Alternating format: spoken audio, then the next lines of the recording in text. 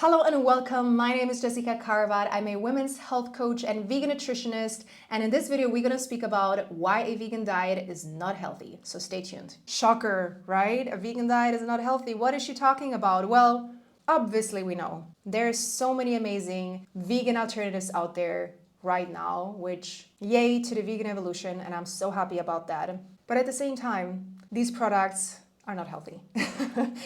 In that sense that yes, they might be healthy and bring us happiness in our heart, but that doesn't mean that they're gonna make us feel better in the long run. We will find all of it: the vegan donuts, the vegan muffins, the vegan chocolates, the vegan whatever it is, pizza, pasta, burgers, all of it, right? All of the quote unquote good stuff that we know, yeah, you know what, if I eat this every day, I'll probably not feel my best. Now, interestingly, what I've seen, a trend, is that people still think a vegan diet is healthy. When I say I'm vegan, people assume, probably also of course because I'm a health coach, but many people when they say they're vegan, they immediately assume that the other person must be malnourished, the other person must be eating only vegetables, the only person is only eating salads and leaves and greens and has no idea about it. And on the one thing, yes, for the vegan evolution, which I like to call it, it's great that we have all of these products, but for our health, it may not be. And you know, I fell into that trap myself. I honestly believed at one point in my life that vegan, no matter what, is healthier than non-vegan. But if we look at a donut, if it's vegan or not,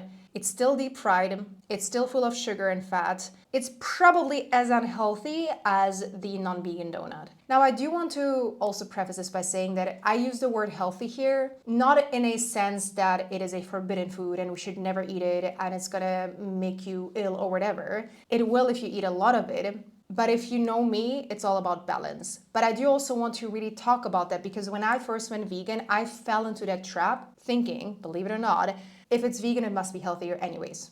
And so I thought I'm just gonna eat all of this junk food, which yes, there is a lot of vegan junk food out there, and nothing was gonna happen to me. And ultimately, I didn't feel great. I gained weight. And that's when I went into starting different diets. And if you know me, if you've been following me for a while, I followed the vegan keto, I followed the fruitarian, raw till 4, intermittent fasting, carb, low carb, whatever that you can think of, I've tried it. And I was very confused because on the one hand, I was like, there's all of this great vegan stuff out there and I want to try it all and I want to eat it all. And on the other hand, there's all of these diets that are promoted to me that are gonna make me feel like my best vegan self. And I realized neither one of those is sustainable. Neither one of those is actually gonna make me happy in the long run. Because on the one hand, if I eat the junk food, I'm gonna gain weight. On the other hand, all of these diets have such a short-term approach to it that I'm like, this is not it. And so long story short, I came to one conclusion,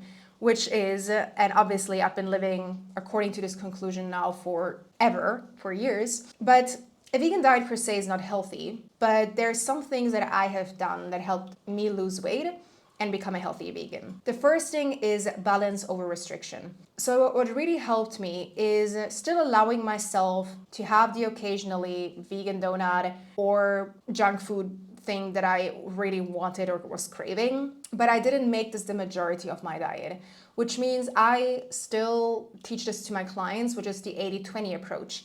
80% nutritious food, 20% happiness food, right? So I don't like to call it bad food or unhealthy food. It's more happiness food. Like, what do you think is gonna make you happy if you have it, right? So for me, it might be the ice cream. For me, it might be when I lived in Berlin, they had this vegan donut shop that I really love to go to like once a month or something. And so really allowing yourself those extra foods that you can, include in your lifestyle, but it's not the majority of what you're eating. The second thing that incredibly helped me, guys, is increasing my vegan protein intake. And I speak about this a lot, but this is really, really, really important for the reason that when you increase your vegan protein intake, it's going to increase your satiety, it's going to balance your blood sugar. You will see that you don't need to eat as much because, again, your satiety is, better. But by balancing your blood sugar, it's going to balance your hormonal health, it's going to balance your mood, it's going to balance your energy, it's going to balance everything out. Oftentimes I see vegans eating a lot of carbohydrates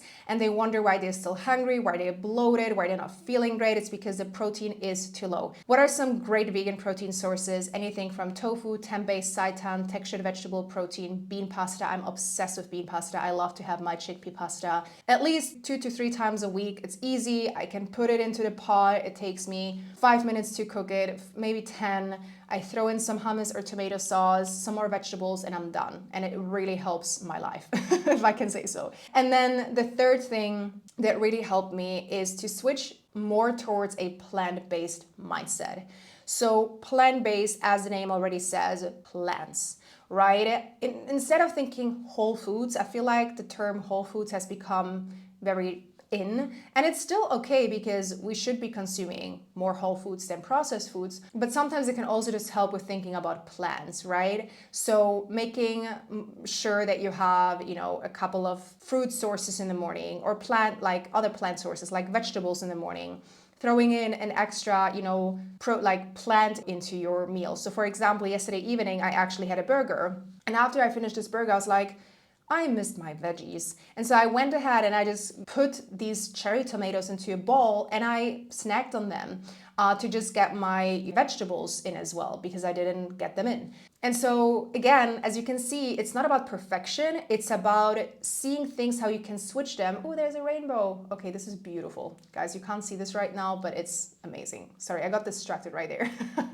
Beautiful rainbow out there, which is a sign of prosperity and love and happiness, and anything that you want is achievable.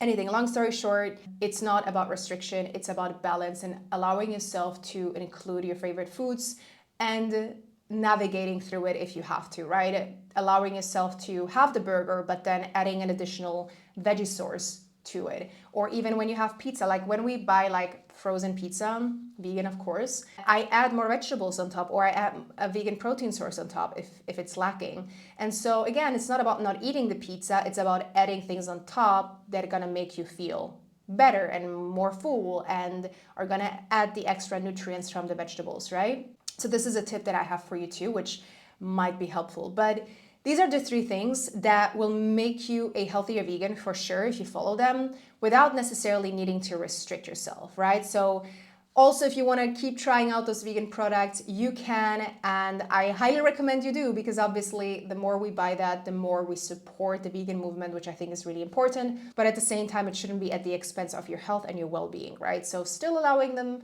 into your diet occasionally here and there, but they shouldn't be making up the majority of your diet. I hope you enjoyed this episode. If you have any additional suggestions on topics, please let me know. If you would like to join the Vegan Queen or the Plentiful Goddess, these 2 programs are currently the best programs that I have. The Plentiful Goddess is a 4-month coaching program, which is really a transformational experience where you come in with the goal of weight loss and becoming a healthier vegan inside and out. So we do the deeper work, but we also do the weight loss work. And the Vegan Queen is primarily focused on weight loss. It's a six-week program, but you still have the mindset support that is going to teach you sustainable tools for the rest of your life. So both of these programs, all clients are successful in those when they do them.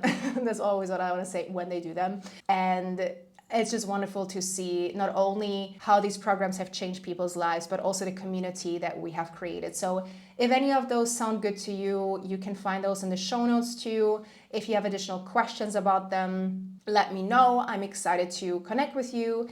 And that is it. Mwah. Sending you so much love. Thank you so much for watching this. If you like this, please give this a like. Please subscribe to the channel. Please share this with your friends or family, and I'll see you next time. Take care. Bye-bye.